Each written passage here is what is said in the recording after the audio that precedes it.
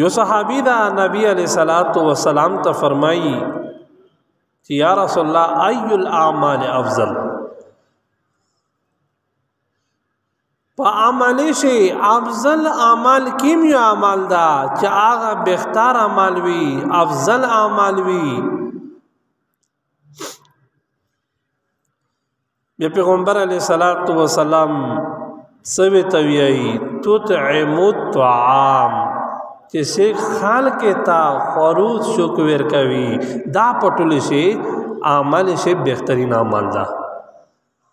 یعنی یو سړی آ لگیا بھی خال کې تا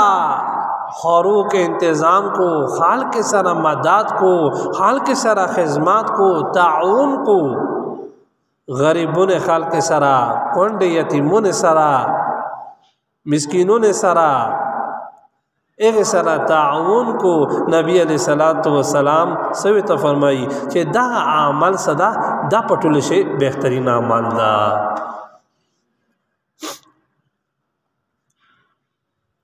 نن د مویدت منی بیا داسې حالات دي چې دا نن سبو د مهنګایي دور دا سړی خپل ځون ته خفا شي چې یا الله دا دوڼه کیم ځای ته ورسېدله،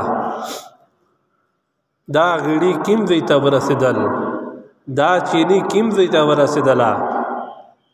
ځون ته خفا وي. خو زنه دا شته چې خپل ځون پرېږدي دې په غام باندې لګیا وي چې آیا کونډه به سکو، آیا یتیم به سکو، آیا غریب به سکو، دې په غام باندې لګیا وي او منډه تراپا لګیا کړي وي. د موی عزت منې دا خلق صدی نبی علیہ الصلوۃ والسلام ویلي دي چې دا په ټول اعمال شي افضل اعمال د الله څنګه دا خلق ډیر الله ته ورنږدې دي، دا الله پاک مونږ ډیر ګرون خلق دي.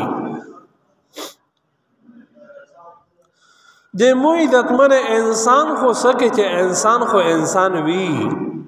کا خپل وی کا پردای وی کا مسلمان وی کا کافر وی، سړی به خدمت ور کوي، سړی به تعاون و سره کو، مدد به سره کو، د خورو شو کې تنظیم به وتا کو.